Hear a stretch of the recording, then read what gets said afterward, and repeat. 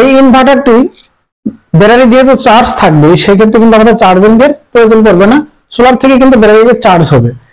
সোলারের controller output থেকে battery কিভাবে connection করব, এই যে ব্যাটারি যে স্যাম্পলটা আছে ব্যাটারি প্লাসে কানেকশন করব, মাইনাসে কানেকশন করব, কানেকশন কিন্তু হয়ে গেল। তাহলে ইনভার্টারের কানেকশন কিভাবে করবেন, এখানে যে দেখবেন যে ব্যাটারি কানেকশন আছে সেই ব্যাটারিতে আপনারা প্লাস মাইনাসে কানেকশন দিয়ে দিবেন, ধরুন এটা প্লাস এটা মাইনাস। তো প্রথমে এটা মাইনাসে কানেকশন করে দিয়ে দিলাম, তারপর এখান থেকে নিয়ে প্লাসে কানেকশন করে দিয়ে দিলাম। এখন আপনারা যদি চান এখানে 3 পিন বা 2 পিনও ব্যবহার করতে পারেন।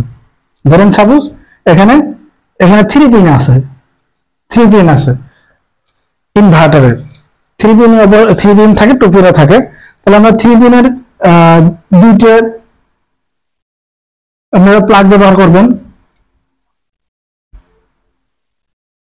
এই প্লাগ দিয়ে আপনারা লাইটটি চালাতে পারবেন, সুইচ চালাতে পারবেন। তাহলে একই জায়গায় সোলারের লাইট, ফ্যান, এসি, ডিসি দুটোই কিন্তু আপনারা একই লাইনে চালাতে পারবেন যদি এইভাবে আপনারা ইনভার্টার ব্যবহার করেন। বা যেহেতু ইনভার্টার যদি ব্যবহার করেন তাহলে আপনাদের বিদ্যুৎ বিল কিন্তু আসবে না, কেন যেহেতু আপনার এসি ব্যাকআপ দেওয়া আছে, এই ব্যাটারির মাধ্যমে আপনার ডিসি কে এসি করতেছে, ব্যাটারিকে আপনার চার্জ করা লাগতেছে না, সোলার থেকে চার্জ হচ্ছে।